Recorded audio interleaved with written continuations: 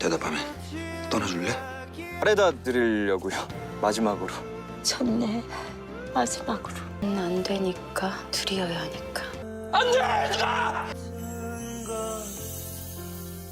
강정구는 끝내 진실을 말하지 못한 채 세상을 떠났어요. 낙준에게 쫓기듯 도망치던 그는 길 위에서 차에 치였고 너무나 허무하게 사라졌어요. 하지만 그 순간 소미는 움직였어요. 본능적으로 낙준을 보호하듯 초인적인 힘으로 강정구를 막아섰어요. 그 힘은 설명할 수 없는 것이었고 소미조차 놀란 듯 숨을 헐떡였어요. 그날 이후 낙준은 더 이상 일을 하지 않았어요. 기차를 놓친 두 사람은 천국에서의 역할도 그 사이의 거리도 다시 정의해야 했어요. 그리고 그 시간 동안 소미는 계속 꿈을 꾸기 시작했어요. 은호라는 아이가 자꾸 나타났어요. 처음엔 낯선 얼굴이었지만 점점 더 익숙해졌고 결국 그는 낙준에게 끌려가던 장면을 떠올리게 되었어요. 아이는 두려운 얼굴이었고 낙준의 손은 어딘가 강압적으로 보였어요. 그리고 이어지는 기억. 소미의 목을 조르려던 손, 그 뒤에 서 있던 사람은 낙준이었어요. 또렷하게 잊을 수 없을 만큼 선명하게 남은 얼굴이었어요. 하지만 그보다도 혼란스러운 것은 그와 자신이 사랑했던 사이였다는 기억이었어요. 사랑했고 지켜주겠다고 말했던 사람, 그 사람이 왜 어떻게 그런 선택을 했는지 소미는 이해할 수 없었어요. 그리고 마지막 퍼즐 조각. 아이는 자신을 이해숙의 아들이라고 했어요. 그 한마디에 소미는 멍해졌어요. 그리고 스스로에게 되묻기 시작했어요. 자신은 누구였을까요? 해숙은 여전히 천국 로또 1등을 차지하기 위해 분주하게 움직였어요. 그러던 중 목사님의 슬픈 사연을 꺼내며 그 아이를 교회에 두고 떠난 나쁜 엄마가 바로 자신이라고 거짓말을 했어요. 그렇게 해숙은 결국 로또 1등에 당첨되었어요. 센터장의 얼굴은 진지했어요. 해숙이 한 말이 사실이라고 그는 확인했어요. 잊었다고 믿었던 과거가 되살아나고 있었어요. 잠시 한눈을 판 사이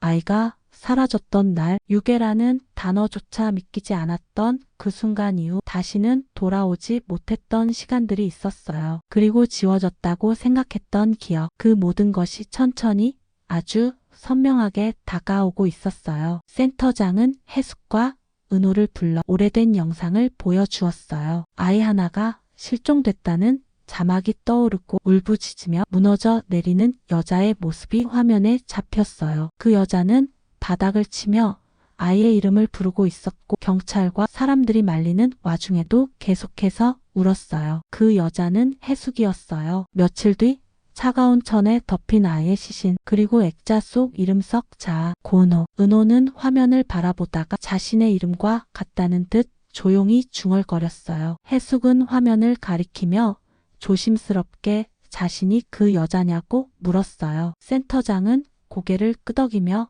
그렇게 맞다고 했고 그 아이가 지금 이 자리에 있는 은호라고 설명했어요. 믿을 수 없다는 듯 해숙은 고개를 저으며 자신에겐 아들이 없다고 했어요. 기억이 나지 않는다고 반복했어요. 센터장은 기억을 지운 거라고 말했어요. 너무 괴롭고 아팠기 때문에 살아남기 위해서였다고 덧붙였어요. 해숙은 입술을 떨며 마음이 아프다고 속삭였어요. 은호는 말없이 고개를 떨군 채 해숙을 바라보았어요. 처음 봤을 때부터 이유 없이 편했고 그냥 옆에 있고 싶었다고 말했어요. 그게 천국이라 그런 줄 알았다고 했어요. 해숙은 눈물을 흘리며 자신도 그게 아들이어서 그랬던 것 같다고 말했어요. 말은 너무 늦었고 기억은 너무 멀었지만 심장은 이미 오래전부터 서로를 알아보고 있었어요. 그 순간 해숙은 손을 내밀어 은호의 손을 잡았어요. 은호는 그 손을 조용히 감쌌고 서로를 껴안는 두 사람의 품에서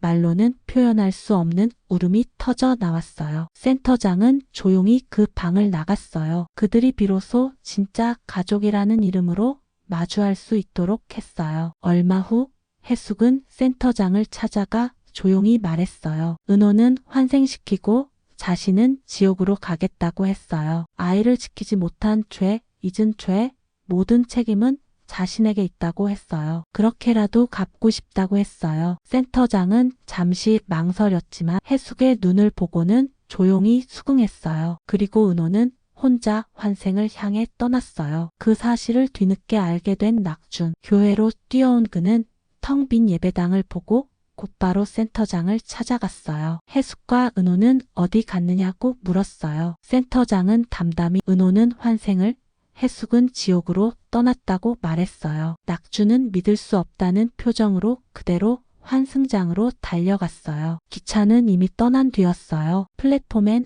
아무도 없었고 낙준은 텅 빈 철로를 바라보며 그 자리에 무릎을 꿇었어요. 그의 등은 들썩였고 숨은 거칠었으며 입술은 떨렸지만 더 이상 말은 나오지 않았어요. 그리고 아주 작게 자신이 너무 늦었다며 미안하다고 중얼거렸어요. 플랫폼엔 더 이상 아무 말도 없었어요. 그저 남겨진 사람의 울음소리만이 기차가 지나간 자리에 오래도록 머물러 있었어요. 그리고 남겨진 또 한 사람, 소미. 기억을 되찾고 나서부터 그녀는 자신이 누구인지에 대한 질문을 계속 떠올리고 있었어요. 그리고 마침내 한 가지 진실에 다다르게 되었어요. 소미는 해숙의 젊은 시절, 아이를 잃기 전 가장 빛났던 순간이 분리되어 만들어진 존재였어요. 상실로 인해 사라졌던 자신감, 사랑, 그리고 삶의 의지, 그것들이 천국에서 하나의 인격으로 태어난 것이었어요. 소미는 해숙이 잊은 자신이었고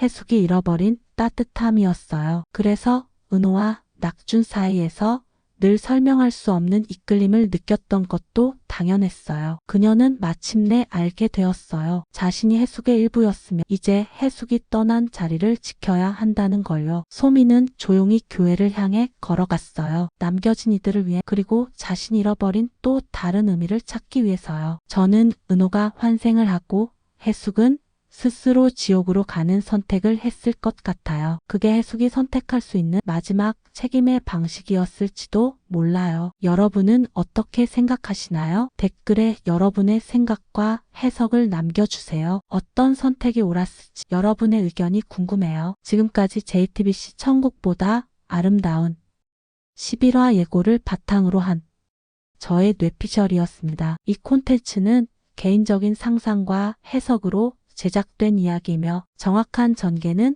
본방을 통해 꼭 확인해 보시길 추천드려요. 천국보다 아름다운은 매주 토요일 밤 10시 40분, 일요일 밤 10시 30분 JTBC에서 방송되고 넷플릭스를 통해 다시 보기도 가능합니다. 이 영상이 마음에 드셨다면 구독과 좋아요, 알림 설정까지 꼭 부탁드려요. 그 한 번의 클릭이 정말 큰 힘이 됩니다. 그럼 저는 다음 이야기로 다시 찾아올게요. 고치타였습니다. 감사합니다.